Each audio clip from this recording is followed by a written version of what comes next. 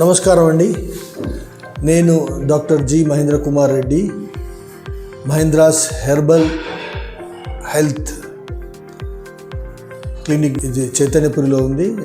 Especially hair care పైన మేము research చేసి హెయిర్ కేర్ ట్రీట్మెంట్ విశిష్టంగా అందిస్తున్న క్లినిక్ మాది. ఈరోజు ఇక్కడ మనం బట్టతల గురించి, అలోపేషియా మరియు ఆయుర్వేదంలో అలోపేషియా గురించి ఏం చెప్పారు, అది ఎందుకు వస్తుంది, దాని నివారణోపాయాలు ఏంటి, దాని చికిత్స సూత్రాలు ఏంటి, చికిత్స ఎలా చేస్తాము అనే విషయాలను తెలుసుకుందాం ఈరోజు.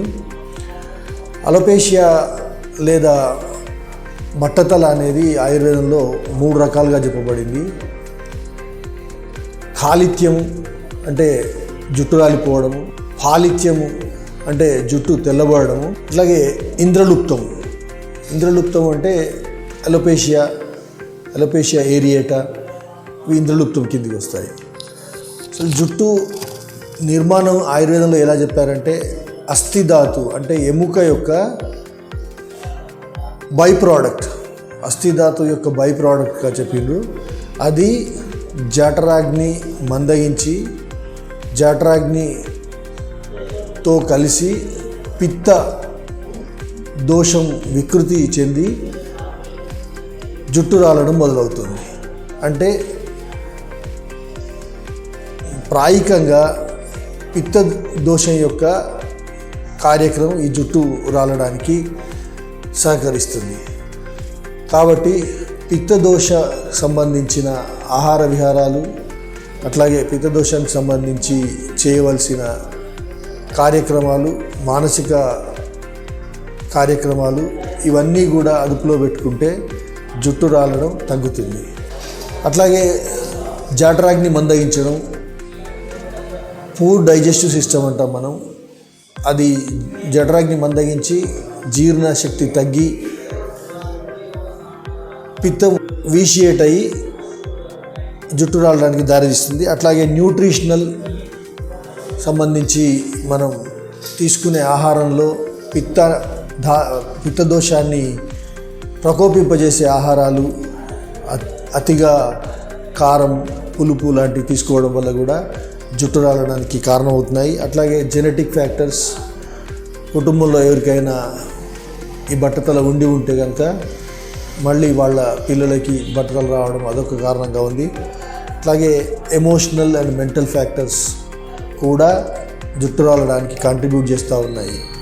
ఎందుకంటే ఆధునిక సమాజంలో మనం చూస్తూ ఉన్నాం, ఈ ఉరుకులు పరుగుల జీవితంలో ప్రతి ఒక్కరూ ఒత్తిడికి గురవుతున్నారు. ఆ ఒత్తిడి జుట్టు రాలడానికి దారితీస్తూ ఉంది.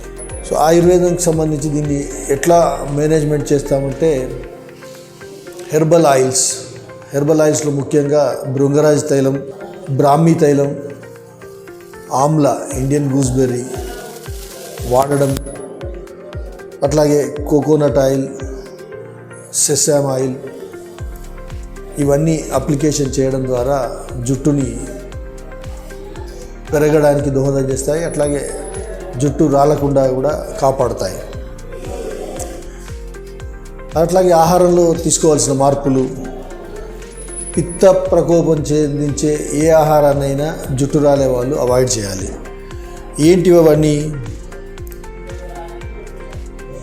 అతిగా కారం, అతి పులుపు, అతి కటు ఉష్ణ కషాయ ద్రవ్యాలన్నీ కూడా అవాయిడ్ చేయాలి. ఎక్కువగా హైడ్రేట్ అయి ఉండాలి, మంచిగా నీళ్లు తాగాలి. కనీసం 8 నుంచి 12 గ్లాసుల నీళ్లు రెగ్యులర్గా ప్రతి వ్యక్తి తీసుకుంటే కనుక బాడీ హైడ్రేట్ అయి ఉండి జుట్టు రాలడానికి దోహదం చేయదు.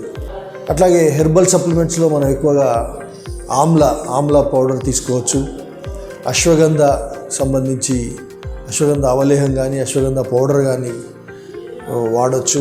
త్రిఫల పౌడర్ కూడా తీసుకుంటే ఇది ప్రివెంటివ్ మెజర్గా ఈ 3 జుట్టు రాలకుండా కాపాడుతాయి. ఆయుర్వేదంలో ఒక ఉత్కృష్ట చికిత్స ఏమంటే డీటాక్సిఫికేషన్. మనము ఈరోజు ఏదైతే డిటాక్స్ అంటా ఉన్నాము, అది ఆ రోజుల్లోనే పంచకర్మ రూపంలో చెప్పారు. ఈ పంచకర్మ ద్వారా శరీరంలోని మలినాలు, టాక్సిన్స్ ఏమైనా ఉంటే అవన్నీ కూడా ఈ పంచకర్మ చికిత్సల ద్వారా, పంచకర్మ చేసే పద్ధతుల ద్వారా వాటిని తొలగించుకుంటే తద్వారా జుట్టు పెరగడం జరుగుతుంది, లేదా జుట్టు రాలడాన్ని ఆపగలుగుతాం. మనం హెయిర్ కేర్ ప్రాక్టీసెస్ మనం ఏం చేయాలి, జుట్టును పోకుండా కాపాడుకోవాలంటే న్యాచురల్ షాంపూస్ ఎక్కువ వాడాలి, పొల్యూషన్కి ఎక్కువగా ఎక్స్పోజ్ అవ్వకూడదు, తల స్నానానికి బోర్ వాటర్, ఎక్కువగా మినరల్ కంటెంట్ ఉన్న వాటర్ వాడకూడదు, మున్సిపల్ వాటర్ కానీ ఫిల్టర్డ్ వాటర్, ట్రీటెడ్ వాటర్ కానీ ఖచ్చితంగా వాడాలి, హెడ్ బాత్ చేసిన రోజు అయినా కనీసం. అట్లాగే బ్రషెస్ కూడా ఈరోజు చూస్తూ ఉన్నాం మనం, బ్రష్లు రకరకాల హెయిర్ కోంబులు వస్తాయి, హెయిర్ బ్రషెస్, అవన్నీ కూడా ఎవరికి సూట్ అవుతాయో వాళ్ళే చూసుకొని వాడాలి.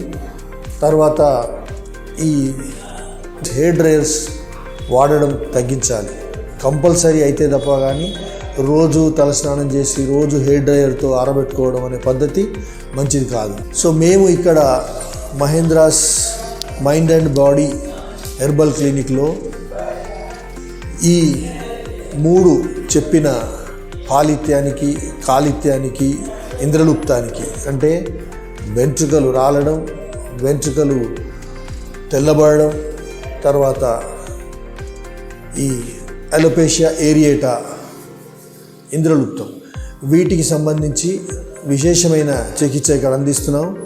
మీకు మా టెస్టిమోనియల్స్ కూడా ఈ వీడియోతో జత చేస్తాం.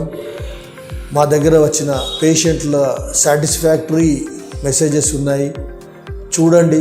మీరు కూడా ఒకసారి ఈ హెయిర్ సంబంధించిన సమస్యలతో కనుక బాధపడితే మీకు ఫస్ట్ డెస్టినేషన్గా మా క్లినిక్ని భావించండి. నమస్కారం.